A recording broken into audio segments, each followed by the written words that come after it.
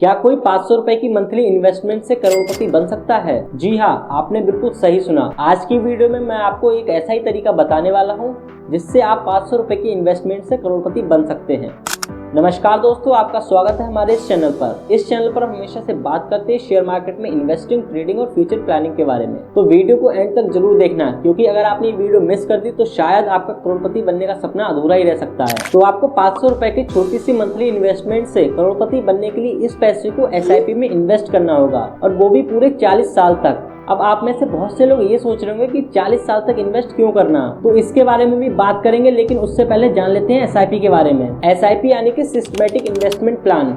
इसमें आपको हर महीने एक छोटा सा अमाउंट इन्वेस्ट करना होता है, जो कि समय के साथ और कंपाउंडिंग की पावर की वजह से एक बड़े रिटर्न्स में चेंज हो जाता है। अब बात करते हैं कंपाउंडिंग की, जिसे हम आठवां अजूबा भी कहते हैं। कंपाउंडिंग में आपको इंटरेस्ट पे भी इंटरेस्ट मिलता है, जिससे कि आपका इन्वेस्टमेंट बहुत तेजी से ग्रो होता है। लेकिन कंपाउंडिंग का असर सिर्फ लॉन्ग टर्म में देखने को मिलता है, शॉर्ट टर्म में इसमें कुछ खास फर्क नहीं पड़ता है। तो चलिए अब इसकी कैलकुलेशंस को देख लेते हैं। अगर हम 500 रुपए मंथली इन्वेस्ट करते हैं तो आपका साल का इन्वेस्टमेंट हो जाएगा 6000 रुपए का, और वहीं अगर 40 साल की बात करें तो आपका टोटल इन्वेस्टमेंट हो जाएगा 2,40,000 रुपए का। अब बात करते हैं रिटर्न्स की। यहाँ पर हम इंटरेस्ट रेट को 15% ले लेते हैं। इससे आपका पैसा धीरे धीरे बढ़ता रहता है, और कंपाउंडिंग की वजह से आपको इंटरेस्ट पे भी इंटरेस्ट मिलता रहता है। इसी वजह से इस इन्वेस्टमेंट की वैल्यू 40 साल बाद 1.5 करोड़ रुपए हो जाती है ना ये कमाल। अब सवाल ये है कि हमें 40 साल तक इन्वेस्ट क्यों करना है।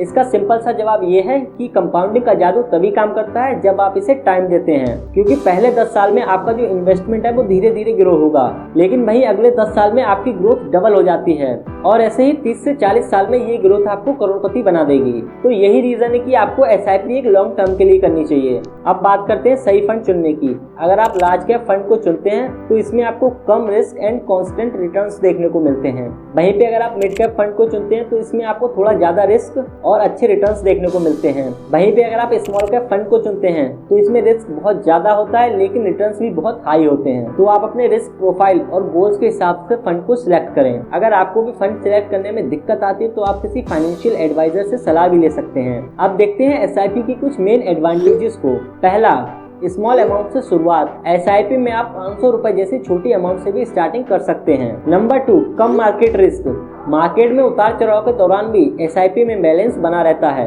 Number 3, discipline investment. हर महीने इन्वेस्टमेंट करने की आदत आपको फाइनेंशियल डिसिप्लिन सिखाती है। तो दोस्तों, SIP सिर्फ एक इन्वेस्टमेंट नहीं बल्कि आपके सपनों को पूरा करने का जरिया है। तो आज आपने देखा कि कैसे 500 रुपए की छोटी सी इन्वेस्टमेंट से आप करोड़पति बन सकते हैं। तो ये आप पर ही डिपेंड करता है कि आप आज से शुरुआत करें या फिर इस मौके को गवा दें। तो अगर आपको वीडियो पसंद आया तो वीडियो को लाइक करके चैनल को सब्सक्राइब कर लीजिए, और कमेंट में जरूर बताएं कि आप किस फंड में इन्वेस्ट करने की सोच रहे हैं। याद रखें, शुरुआत भले ही छोटी हो सकती है, लेकिन आपके सपने बड़े होने चाहिए। तो मिलते हैं आपसे अगले वीडियो में। तब तक के लिए invest smart and be happy.